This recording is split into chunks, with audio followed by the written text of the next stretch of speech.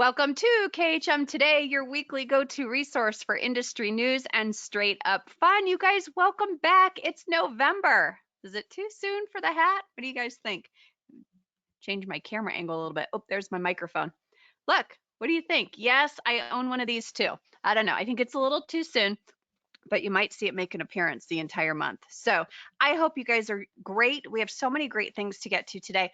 But first, I wanted to share with you, for those of you that are KHM agents, you know that we have a set of core values that we live by. And this month's core value is gratitude.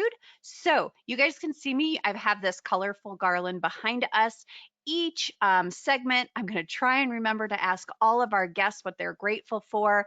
We're going to add a leaf to that garland with their thoughts. And by the end of the month, I hope that my bookcase is just filled with so many wonderful things. So that's going to be our task for the month. And we're just so grateful that everyone's going to be here. We know this is such a busy time of year.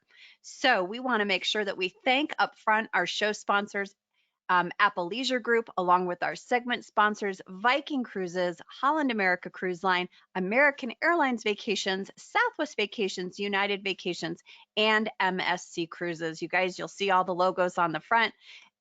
Looks like some of them got a little jumbled. Sorry about that.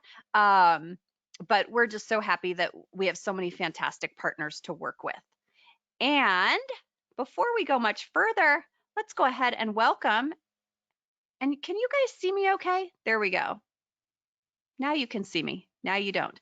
Let's go ahead and welcome Matt Wahlgren and Virginia and Busceme from the education team to talk about the holiday season and tips for working during the holiday. And we should mention Wanda is part of our team as well, but she is off now in Kenya. She has basically been in Africa the entire month of November. So we're going to touch base with her in the middle of the month.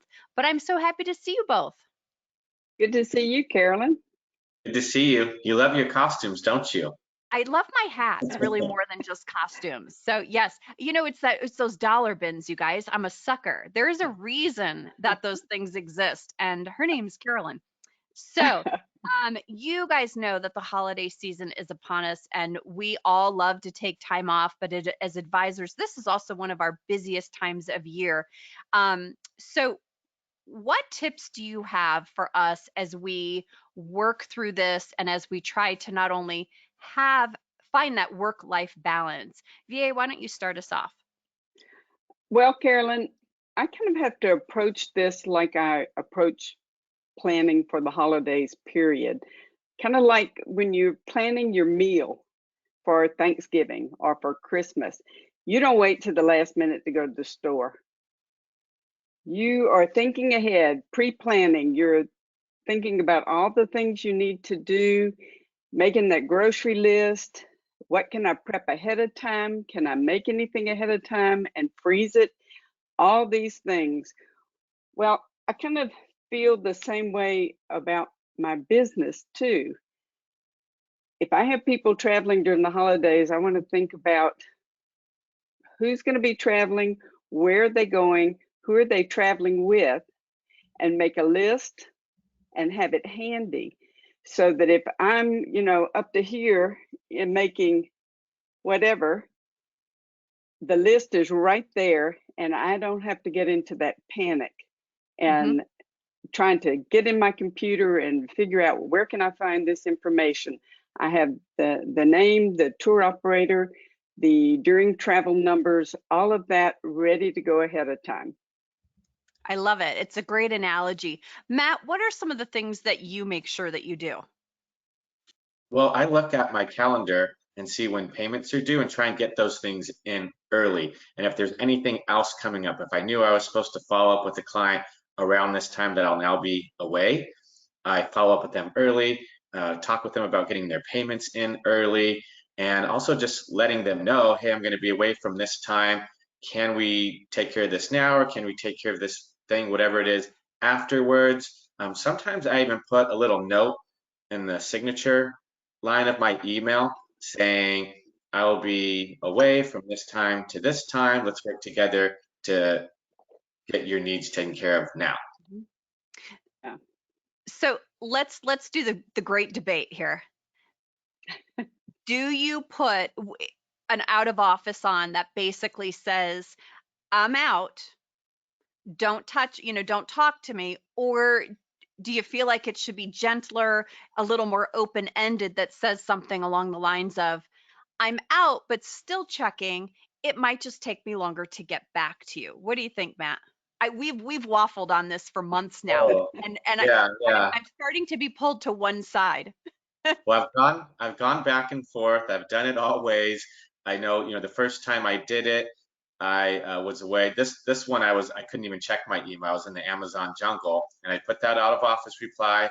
I'd been talking with the client on and off about a river cruise and going back and forth, and we would talk, and then she'd go away and wouldn't respond for a while, and then we'd talk some more, and then she emailed me and got my out of office reply, but she was ready to make her decision, so she decided to just go ahead and book it right then and there. And I saw this all when I got back and was able to see the thing, all several emails from her saying, "Oh, well, I saw your out of office reply, I went ahead and booked it." So after that, I was like, "Oh, Yeah. I need to do this differently," or I don't know what. I think I'm a fan of.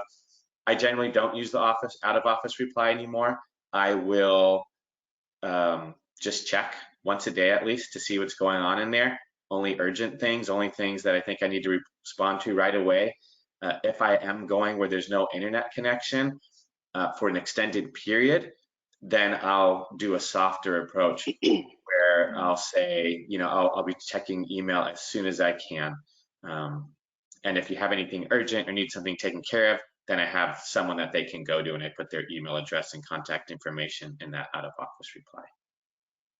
I love it. Well, and I have to tell you, after we've had this conversation, on and off throughout the last couple of months, I feel like I'm leaning towards that softer approach. So the door is open if I'm able to open it myself. You know what I mean? I don't want to be in that situation where someone goes and books that thing that you really want to book for them, especially if you've been working with them. Right. Yes. Yes, I kind of use the same approach that Matt's talking about. I do take the kind of pre-planning a step further, in that if I have people traveling or about to travel, or that I'm working very closely with at that time, I'll let them know that I'm going to be away, and I'll give them another contact. Mm-hmm. So that maybe they wouldn't book it themselves. They would talk to the contact and Mm-hmm. at least stay with working with a travel advisor. Mm-hmm. I love that. And the other thing that I really think is important, and VA, we've talked about this, is if you're not available and you don't have someone else covering for you, which I'm a big fan of, empowering the client, walking them through those steps of, Yes. what do you do if you have a problem? Who do you talk to? There are during travel numbers for a reason. Yes. And helping to, empower them to make those decisions, because to be honest, the steps they're going to take are the exact steps you're going to take. Yes. I very much like to work with the client ahead of time to let them know these are the steps that you can take, especially if I know I'm going to have very limited availability. Mm-hmm. But I think I've only used my out of office one time for any length of time in this whole 20 plus years. And that was because I knew that I would be completely without internet for 2 to 3 weeks. Mm-hmm. Well, and I think the big takeaway here is try to preempt some of these things, right? Review those bookings, know what's going on, cross your I's, dot your T's, make sure you know ticket numbers, you've confirmed hotels directly with the hotel, and then, at least you've done everything you can do to make sure Right. that the booking is in good shape. Thank you both for your thoughts. Any final comments? Just one last tip you might look into as we approach the holidays and you still have some time left is looking at hiring a virtual assistant. They have ones that are abroad. I use a service that I can ping several different virtual assistants and I'll pull from a bucket of hours. There's ones that are in the United States that actually have travel agent experience that you can utilize as well. And they can do things like helping you schedule your social media posts in advance. They could even check your email for urgent inquiries, and even contact whoever your out of office person is and coordinate with them, with the client, to make sure they're getting taken care of. So consider that. Yeah. Yeah. And build your travel tribe.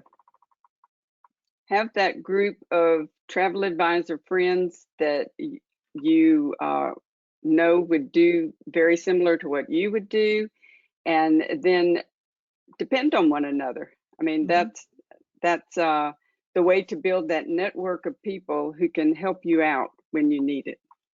So I have to tell you guys, so, you know, I have my travel tribe, and I was hoping that one particular person who's on this screen was going to be covering for me as I was on my river cruise. And about a week ago, she says, hey, we're going to come on that cruise with you.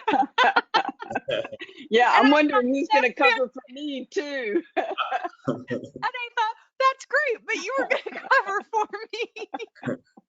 But you had not One day, asked me to folks. do that yet.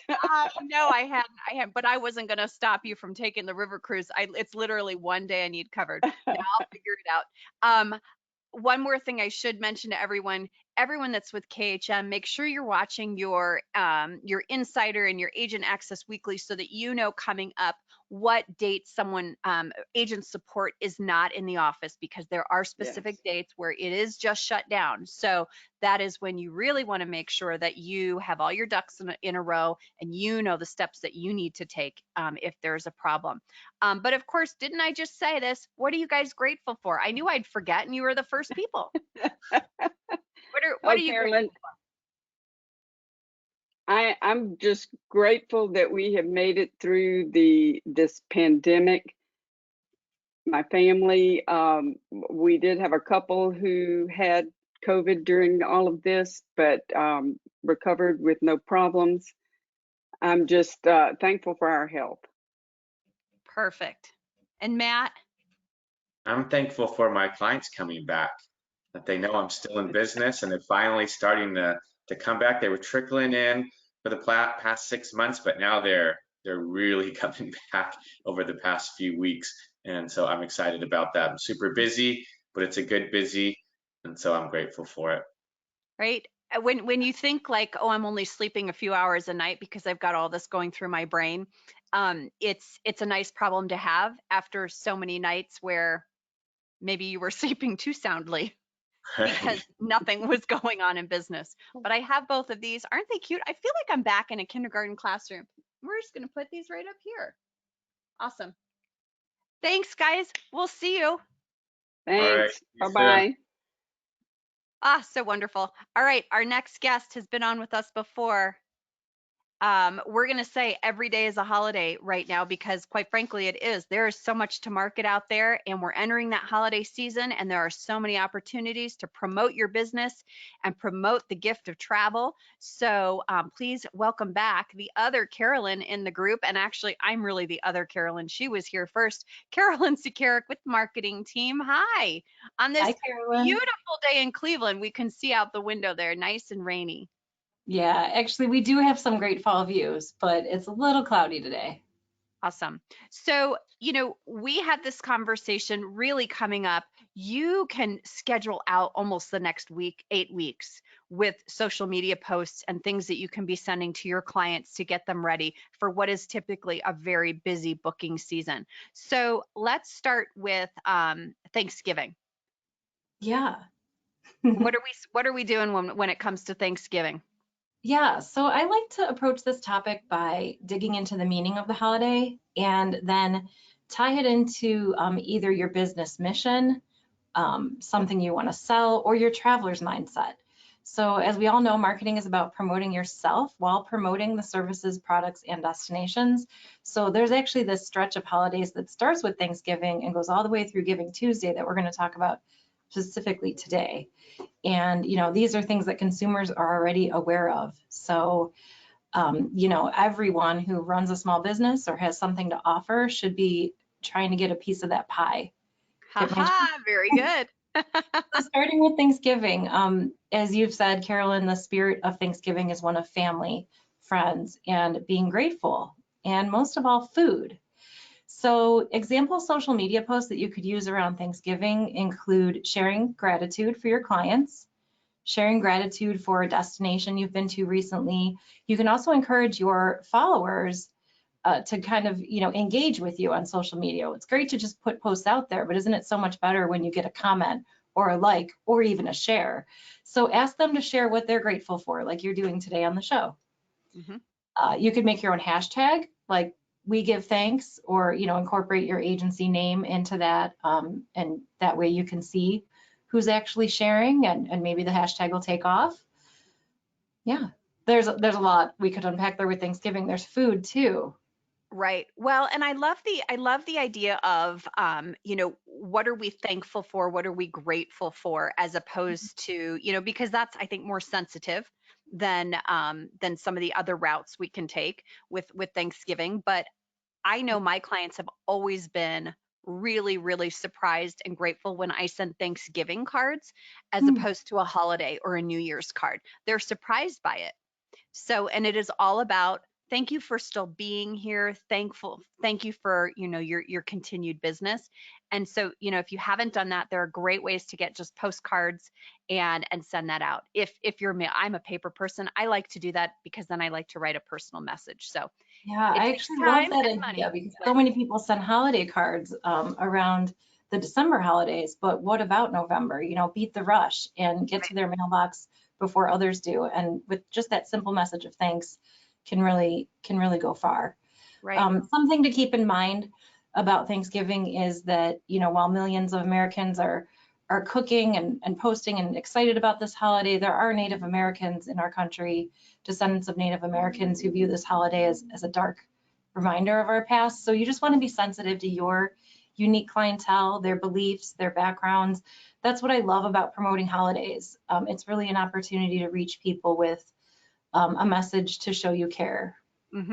But remember that there are, two sides to some things that we all celebrate as Americans.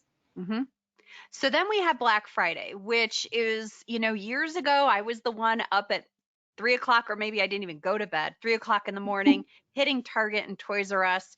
But now we can do this from the comfort of our own homes. Many of us do, especially when it comes to promoting travel sales that are published for that day. Very true. So this day is all about shopping and deals. But as a travel advisor, what you want to do is not just emphasize deals. I mean, that's a good thing. And there's going to be supplier promotions that you can share about that are designed specifically around Black Friday to get you some bookings. But realize that you just don't want to be known for cheap travel deals, right? You want to be known for your passion, your service, your expertise. So, try to use this day to emphasize the value that you provide, the value of working with a travel advisor. It's also a great time, and you mentioned this in the intro, to remind people how travel makes a really meaningful gift. So while people are out, stepping over each other to get to that big screen TV, everyone loves a big TV under the tree, but, travel, you could show an image of a beach and say, instead of tying up a gift this season, tie up your loved one's time and book a surprise vacation for them. And won't that go maybe so much farther than the gifts we sometimes buy because we feel obligated to buy. Right. Well, and you can still open a gift of travel. It can be creative, and that's something that you can put together for the client. One of the things you sent over to me was such a great way to put humor in it, and it would say something along the lines of, exhausted from chasing deals all day, time to put your feet up and book a relaxing beach getaway. I think that's just the perfect way to show what the advisor really can do for them. Yeah, that's true, because especially as you moms know, the holidays sometimes slip by so fast because you're so busy just preparing for them. And so, cut into the Facebook feed with a picture of a beautiful, pristine, empty destination, and you'll be reaching a lot of moms and dads who are thinking about planning that family vacation, or even just couples that want to get away for a relaxing break. I've had some friends travel during the holidays because they want to skip all that with their family. And that peaceful beach destination next to what my desk looks like right now. Yeah, or next to the news ad of the Black Friday shopping rampage that can happen, and yes, a lot of it does take place online, and we're going to get to that next with Cyber Monday. Yep. Okay, Cyber Monday. There's a holiday in between there. Yes, this was the answer to the online retailers. It was, but can we skip back to Small Business Saturday Oh, though? We yes, go in. because I forgot that. Yep. No, it's my fault. I jumped ahead. So the major theme with Small Business Saturday, you've probably heard of it. It's all about honoring and promoting the nation's small businesses, the backbone of our nation, right? And that's where you guys fit in. So the theme is shop local and shop small. So one of the posts that I've seen and actually used is every time you buy from a small business, an actual person does a happy dance. I love that because it just provokes that imagery of you, well, getting that booking, but ultimately getting that commission check, and just, the difference that it makes in your life and your family's lives. And so it puts a person into, what small businesses are really about. It can also be a really good time to remind your followers how you work. They may still think that you may do a plan to go booking fee, or even a booking fee that is added on. But if you don't, this is a good time to remind people that they don't pay more to use your services.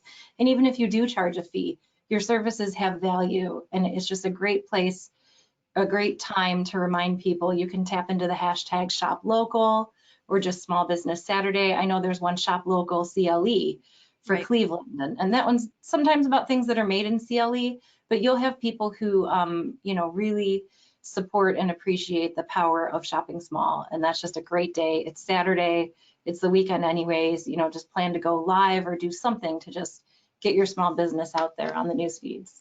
One of my favorite travel advisors out there, I'm going to give her a shout out. Her name's Michele Phillips. One time she was asked by someone, well, why should I book with you? Why shouldn't I go and book the same thing with Costco? And she said, well, I guess you could. She said, but I just sell travel. Costco sells chicken and toilet paper.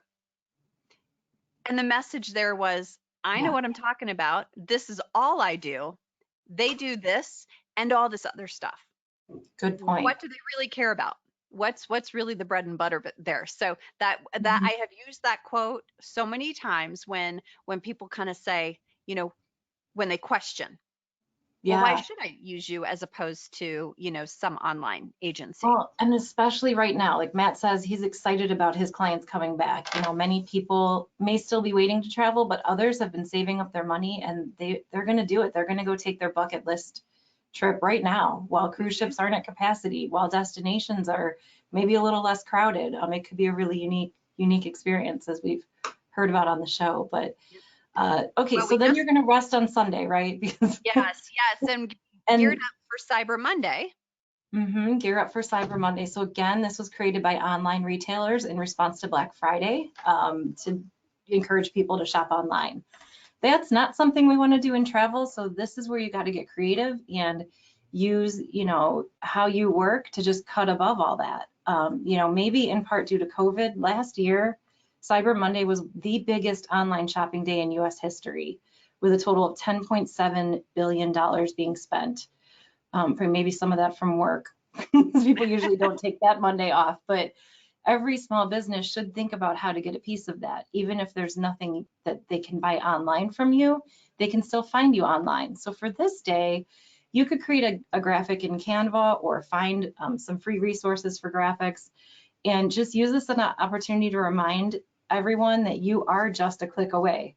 You're available, through all this technology, phone, message me, whatever your preferred contact method is, you can take advantage of that. You can also take that topic of Cyber Monday and remind people with like a blog post. Like, a lot of people are going to be online that day, is basically what I'm trying to say. So you want to schedule your email newsletter maybe to go out on Monday, because people might be checking their email anyways for other deals. Right. You might want to share tech tips for travel, or something about the best internet at sea. Like, take advantage of what the topic is about, of internet technology, going online, and put a travel spin on it. And of course, just remind people constantly of the reasons to book with you and not a website. I love it. And then the last one of my favorites, Giving Tuesday. I agree. This is such a good holiday. We were talking about how different states have different giving days. Maybe there's a Colorado Day of Giving. I don't know what there is in your neck of the woods, but Giving Tuesday is the Tuesday after Thanksgiving. I think it was also in response to Black Friday, where people are going out and spending a lot. You know, the charities were like, we want a chunk of that money too. You know, the charities need new money each year to keep them going. So this is about giving back to nonprofit organizations working towards making the world a better place. So this can be an opportunity for you to share about a cause that is near and dear to your heart, either locally or maybe in your favorite tourist destination. People, they really do like to align themselves with businesses that have heart, you know, businesses that give back. And giving back has always been really important to KHM Travel, and it should be important to your agency too. That whole paying it forward. I see so many of you doing that with each other and just helping each other. But think about how you can tie your clients into that. Did you know there's an organization called Pack for a Purpose, where in different destinations it lists out the donated items that they either have trouble getting or that are just in high demand. Diapers, you know, hygiene items. These are things we can get affordably in America. Pack a whole suitcase and bring it down, and then you're not, you know, you're just doing something a little extra, especially if you get free luggage, right? Well, and you can pair those in a social media post. Book your trip today, and hey, this is the cool experience you can have while down there. I mean, Yeah, it can serve a dual purpose.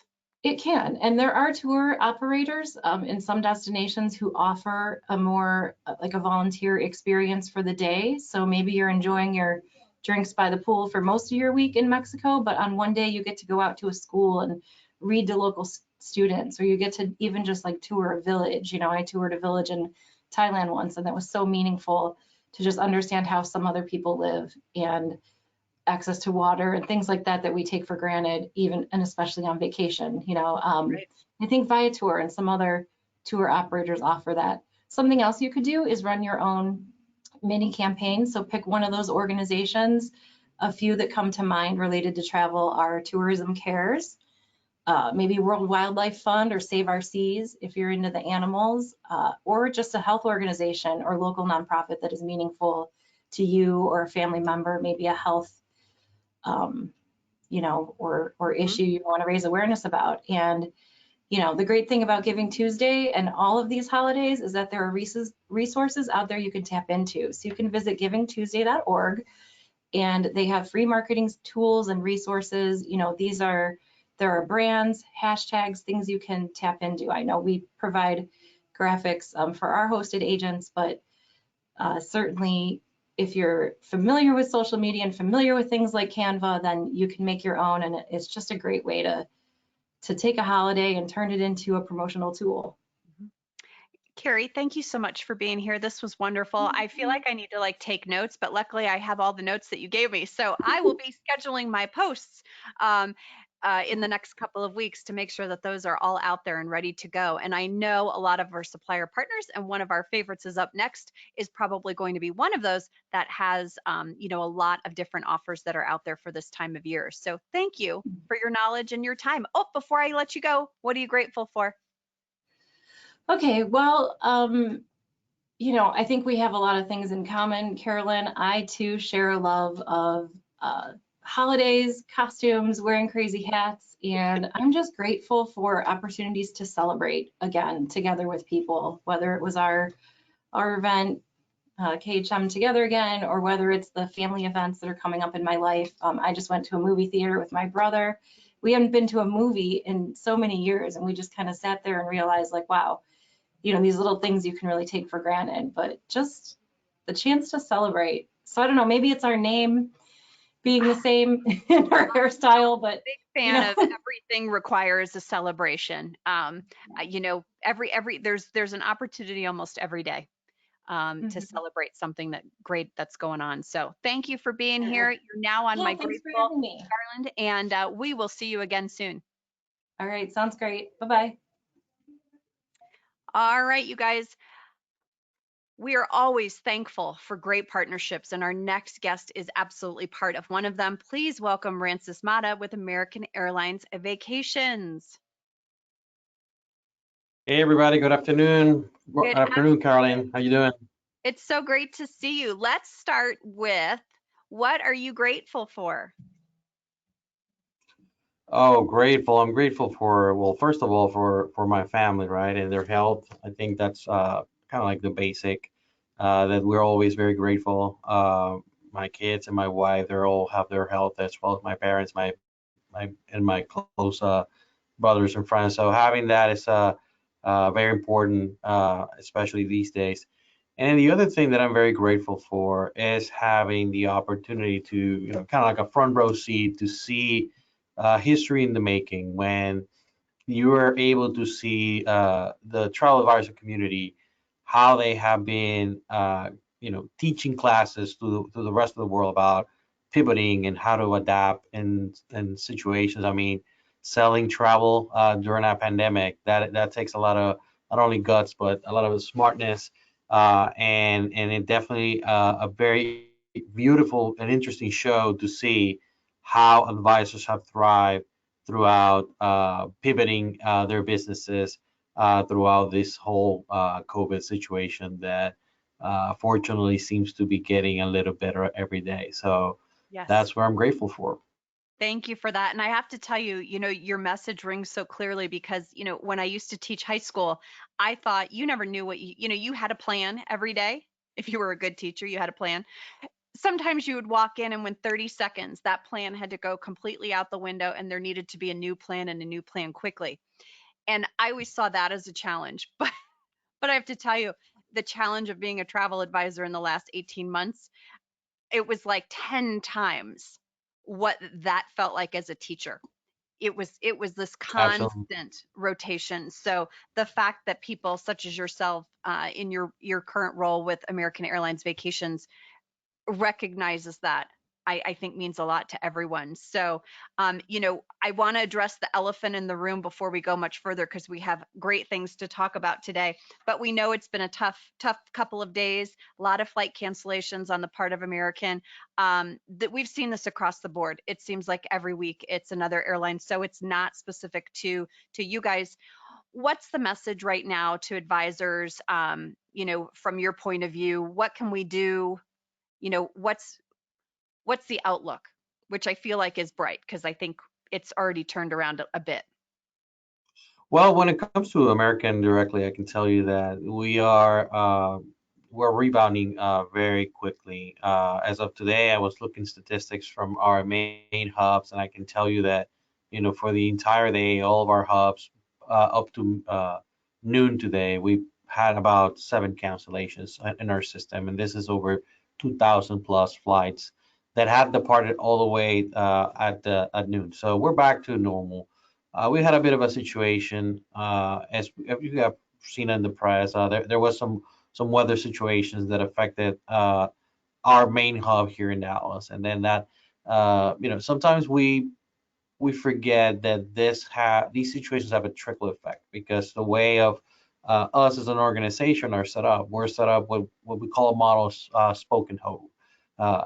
So everything that kind of comes here, that happens here, has an impact in the system. Mhm. So the fact that we had those gust winds over the weekend, created a bit of a situation. But now we're back to normal. And as I said, cancellations are completely under control, and we feel like we're moving along pretty well. Most of the customers were rebooked for either the same day or the next day. And if we have to manage situations on a one-off where we inconvenience a passenger from one of our advisors, we've seen some of those, and we've been there for them and supporting them. So we're very comfortable, and well, not comfortable. We're very certain about moving forward with that situation. And as the future, as you said, how's the future look? There are a couple of things I can share with everybody to kind of ease them as we go into the high travel and holiday season.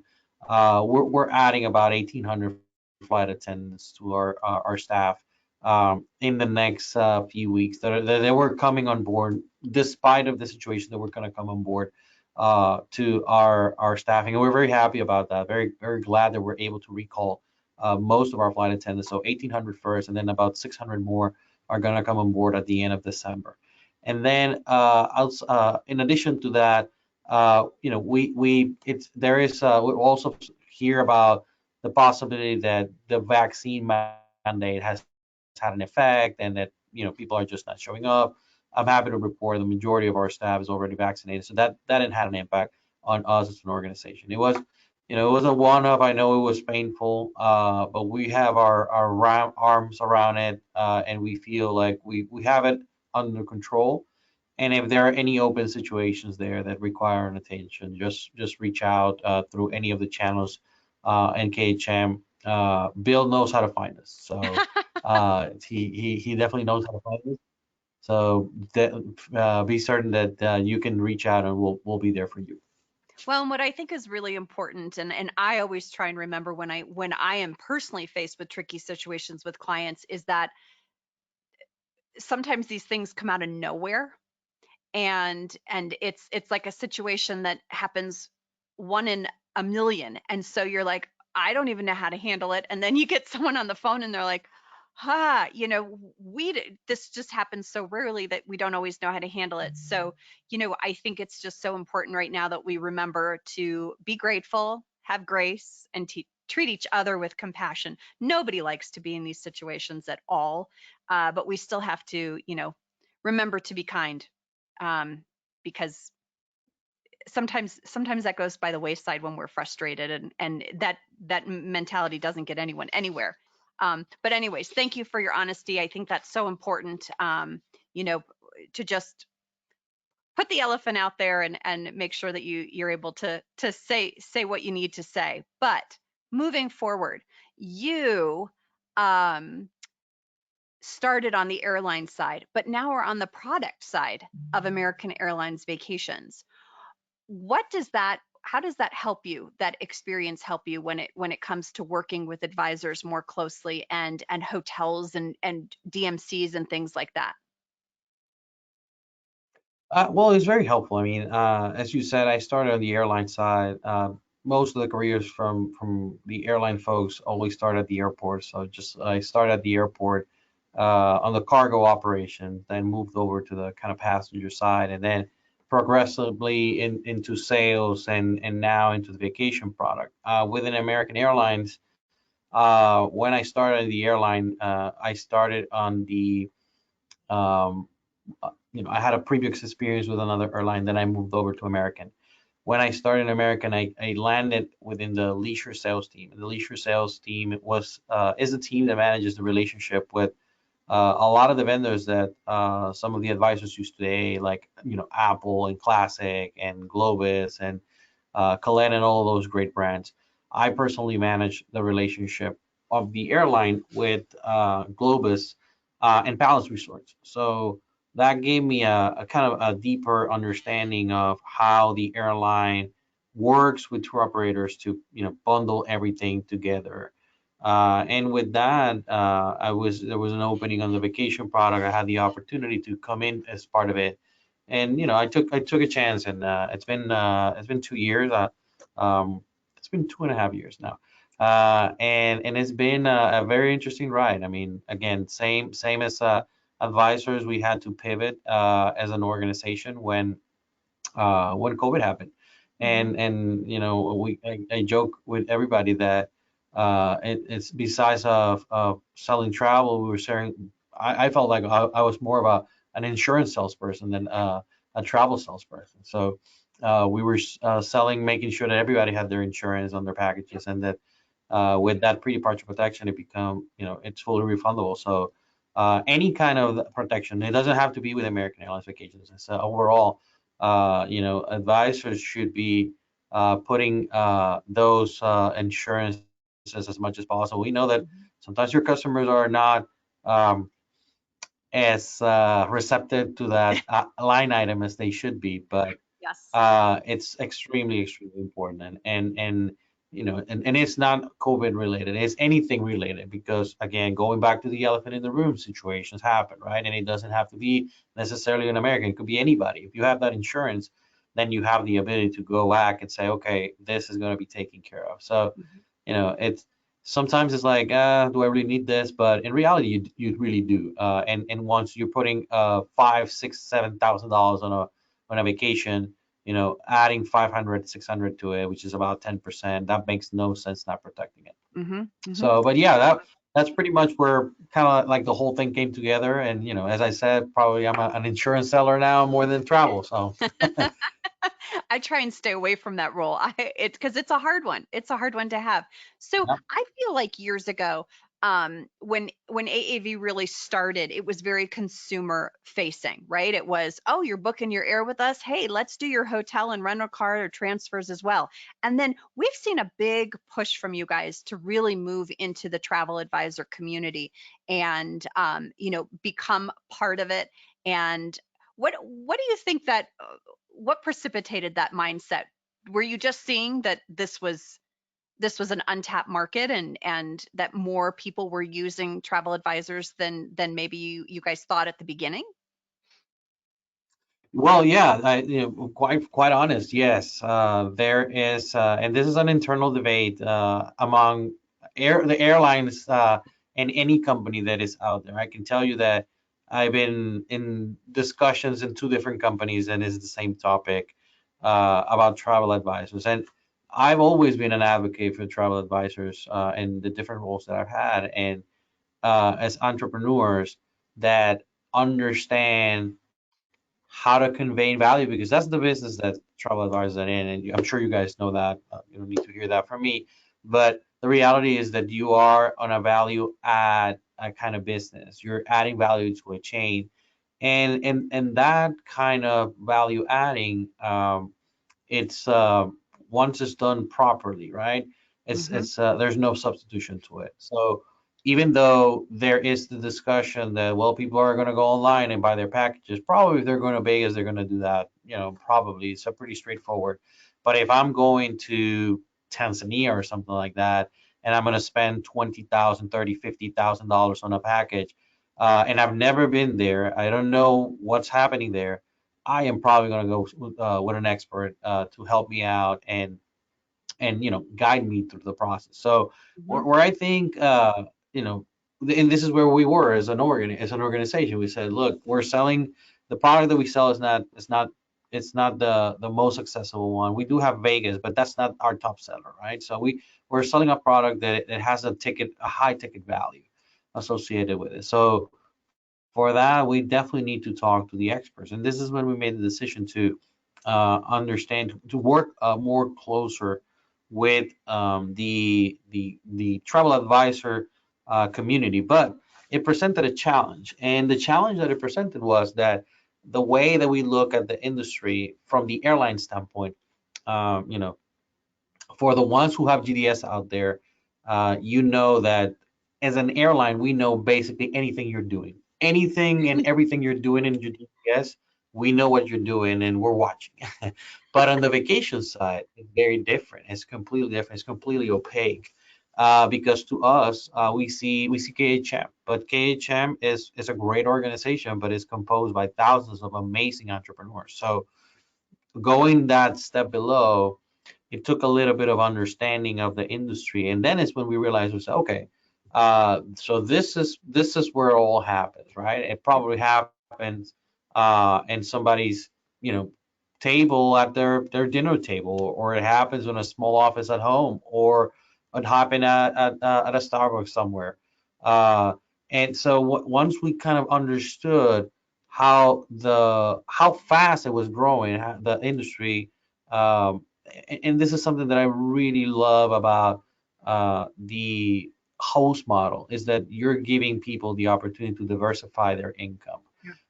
Once we understood that, then it's like we came to the realization that, okay, this ARC number, it's not necessarily where folks are located. So we need to understand a bit this better, and that's when we made the decision to get more acquainted, become preferred with some of the host partners, and then getting ourselves in front of all of the advisors, and it's paid off. As of today, I can tell you that 70% of our revenue is actually coming from the travel advisor community versus 30% is direct Right. for the American Hills Vacation.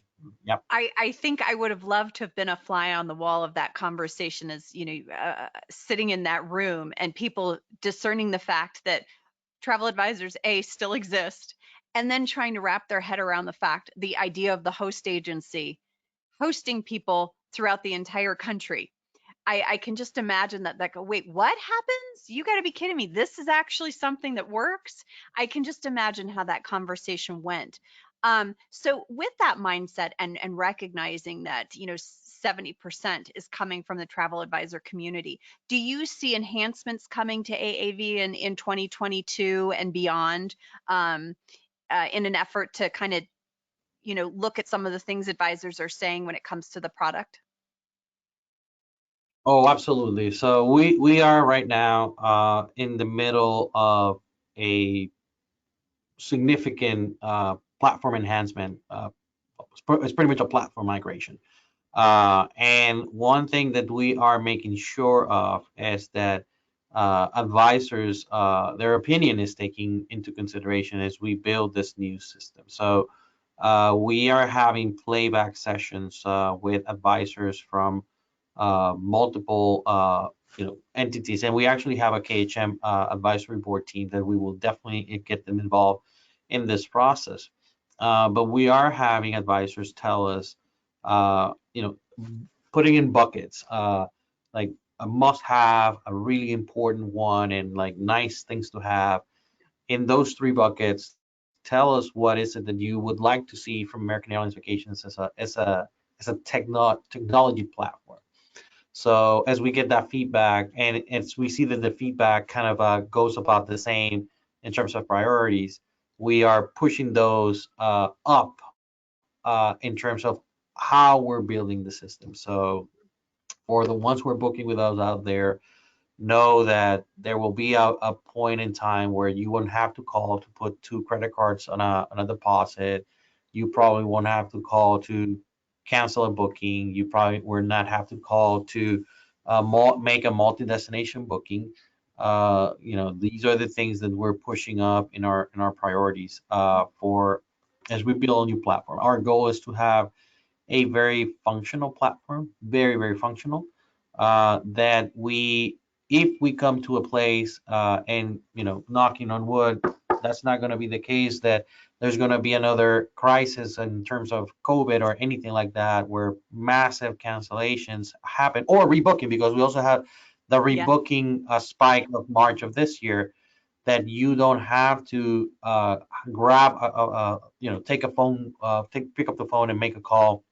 You're probably going to be able to do it yourself. So know that we are taking the feedback from advisors extremely, extremely serious and into consideration as we're building this new technology. Awesome. Ranses, thank you so much for spending time with us today. Your partnership is so important to us here at KHM, and I know other advisors out there that are listening, either on YouTube or here today live or on our podcast, appreciate you and your organization as well. So thank you for being here, and have a wonderful holiday season. Thank you very much, Carolyn, for the opportunity, and happy holidays to everybody. Take care. Bye. Oh, you guys, I love being able to spend time with our industry partners. And our next segment, Ski Vacations, What Do You Need to Know? Please welcome Keith Quimby and Michele McIntyre, 2 Pinnacle agents with KHM Travel Group. Inspiration for this segment came from really watching Facebook posts and conversations and questions that were out there.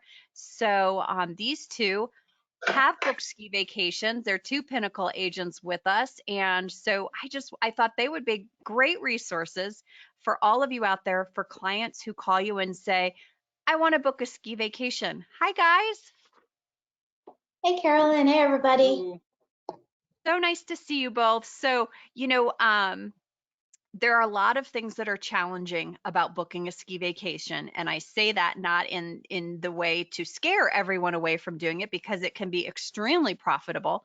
But even when you're from a ski destination like I am, every destination's different. And so you kind of have to have this certain set of questions, but then almost dig a little bit deeper. So a lot of the qualifying questions are the same when it comes to a beach or Europe or a ski destination. But Keith, what is the very first thing that you ask when you have that initial conversation with a client about a ski vacation? Yeah, the first thing I always ask is, have they skied before? You've got to get a feel for, do the clients have some experience? no experience, lots of experience with skiing itself. If someone in the group has experience, it's going to help. If no one has experience, then it's a lot of hand holding. There's a lot of pieces, just like any vacation. Mm-hmm. And there's a lot of questions to ask. So Michele, where do you pick up the conversation after the person has said what level of experience they have? And let's just go with the fact that they've never booked a ski vacation before. Okay, so once we've established if they've skied before or not, I want to know who's with the group. So are we talking about adults? Are we talking about children? Because that's going to be very different on where I'm going to suggest that we send them. But the big thing with skiing, and so if you're a skier and you're booking ski vacations, I think you're at a huge advantage because every one of us can hop on a plane, get on a cruise ship, go to a destination, but if you can't and don't ski, there might be things you don't know to ask. So I think this is great today because we're going to approach all those. But the big thing is, do you have any idea what this costs? And that's not, to say that in kind of a smart way, but just, do you know what the costs of skiing are? Do you have any idea what those lift tickets are? And get them to understand that a lift ticket is a major, major expense in your ski package. Yes, everybody's still got a hotel or accommodations, food, transportation, but the lift ticket can add $1,600 to $2,000 or more for a family of 4 to ski for just a handful of days. Mm-hmm. And that's not including any lessons. If they Not need including any lessons, lessons. that's a whole nother ball game. Yeah. Not including any child care or time they might spend in like a kids club, which usually is combined with a lesson, right? That's just to get on the lift. Mm-hmm. So we need to know if they've ever skied before, do they understand the cost? And then my next thing is, what time of year do you want to go? I think a lot of times people believe that just because you're in a destination that people believe gets snow doesn't necessarily mean there is snow that time of year. So what's your experience there? Because I know in Colorado, when I see posts of people saying they want to ski over Thanksgiving or even Christmas, those times are not a given. I mean, there's stuff that's open. There's a mountain that's open right now, but I don't pay to go up there right now. So I would feel really bad telling someone, go spend $200 a day per lift ticket and only have half a dozen runs open. So what's your experience there with people and the time of year that they want to travel to do this? You want to go ahead with this, Keith, or you want me to take it? Mike's. Yeah, I'll take a shot at it. I think it falls under the risk category. Even January, there are periods of time that you're going to run into that the snow's hardly available. It's maybe man-made. So you really have to kind of talk through that risk factor of you can go to the mountain and it's closed because there's too much snow. There's it's blinding snowstorms. So there's a lot of elements there that just you have to take into account. They have to be aware that they have a chance of not having the experience that they had in there when they first booked. Well, and thank you for saying that, because it's almost like that question that we ask for any vacation, at least I do, is what would make this vacation wonderful? Like, what does this vacation really look like to them? And is it a Hallmark movie, right, where they think it's like this? And then what's the reality look like? And again, like Michele, you said, you don't want to dampen, but you do need to set the expectation. Kind of like traveling to Mexico or Caribbean during hurricane season, right? You need to share that with them, let them know it's a possibility, but still allow them to book if they want to book. It can be great and it can be like a Hallmark movie, but it also can be scary if you've never driven in snow before and you think you can land at Denver International and be on the mountain an hour and a half later. What about the traffic on I-70? Those are things that you just don't know unless you've done that before, read about it, or researched. Do you need chains on your vehicle, your rental vehicle? Are you going to rely on a resort shuttle and then possibly be at your accommodations without any transportation? And how will you get around? And so all of those things go into, does it become this Hallmark vacation, or is it kind of a nightmare that you paid a lot of money for, but you didn't get what you expected? Right, right. We only have a few more minutes, but Keith, I wanted to, if you're comfortable sharing, you booked a ski vacation, for someone during COVID and learned a really important lesson doing that, because things have changed when it comes to skiing and COVID protocols. And Right. I actually have to check to find out what my protocols are this year in case I need to start making my weekend reservations. But what did you find out when it came to tickets? Yep, is he frozen? There we go. Yeah, the tickets themselves are just that. You've purchased a ticket, but you also need a reservation for the mountain. And last year that was a little difficult in the fact that there were new elements to it. And the ski suppliers, who are incredible wealth of information, they too were just starting to figure out how to acquire the reservations, what was required, photos uploaded, all the elements of getting that ski pass and the reservations applied to where, as someone that doesn't ski, of course, I was extremely concerned. I wanted to make sure all the boxes were checked. Yep. That once they got there, they had all their equipment. They had, they knew where to go to get the equipment, and they knew all the elements of when they could ski and make sure that those reservations were in place. As I said, the ski suppliers are tremendously knowledgeable. The other lesson learned, and I wanted to share this one, is if you're booking a multi-family or 2 or 3 bookings, you want to work with the same agent within the supplier, because they too have their differences. So if you've got 3 bookings, do your best to stay with that same person. Of course, if you've built a relationship, that makes the whole booking experience and the support experience much stronger. Right. Well, and Michele, any final words? We could talk about this for days, I think. And I think the big takeaway, Keith, from what I'm hearing from you is we have great tour operators out there that work with this product specifically. It's a great way to make money. I mean, these ski vacations are expensive, and there are accommodations, everything from hotels to condos and even some homes. I see that a lot posted. So you can imagine that these vacations, you can earn some great commission. Yes. But there's so many little pieces that you need to know. And if you're not a skier, you might not think about some of those pieces. Michele? Yeah, my final word is that make sure you understand that the ski day ends very early, that the lifts close at 3:30, at the latest 4 o'clock. When you're skiing the big mountains, they don't have lights on them. You might find a mountain here or there that does, but what are you going to do with your evening? And that to me informs the type of accommodation you get. Do you want to be in a hotel room with a bunch of small children at 4 o'clock with maybe nothing to do, or would you rather be in a condo where you have space and everyone can have their own space? And think about, are you choosing a real mountain town or a fake ski mountain village, and how are you going to spend that after hours time? Can you describe? I think Yes. this is so funny, and I have to tell you, I was thinking about this all weekend because I headed up to Grand Lake, which is a real mountain town, although a little, it's not as big. But I loved how you termed this. So, what is a real mountain town to you versus a fake? A fake. Well, and I don't necessarily use the term fake with my clients, but a real mountain town, that town exists without the skiing.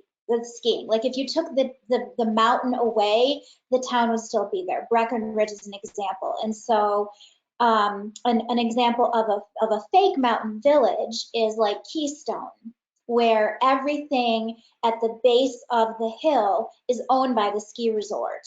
Or there might be some restaurants or vendors or whatever, but it's going to really control the experience. Like if you want to go to this old Colorado mining town that you see in pictures versus if you want to be in sort of a Disney World of ski villages where everything is owned and controlled by that mountain. And that's going to impact the pricing. It's going to impact your experience of whether or not you're going to meet locals, which I always enjoy doing. So, well, and I think from my experience, right, the mountain was there and then the village was built as tourism The and fake population village, increase, right? whereas, you know, sometimes it's the village was there and then they enhanced the skiing.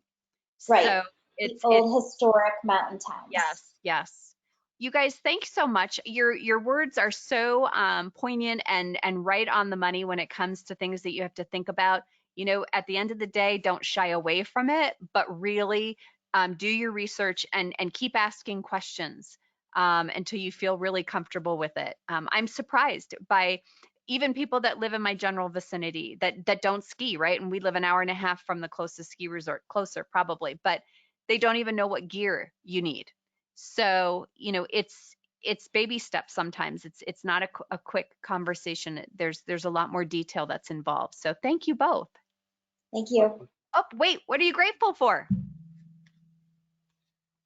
I'm grateful that we can travel again. I'm grateful for, of course, family and friends, but with all the supply chain challenges, I'm grateful that the beer, wine, and alcohol distributors are able to find a way to get their products to the market, you know? Oh my gosh, Keith, that one I wasn't expecting. But I have to tell you, I already bought my turkey because I was in the store and there were only 3 butterballs. And so I got nervous that there were only 3 butterballs because I only buy a butterball turkey. And But there were plenty of only Jack 3. Daniels.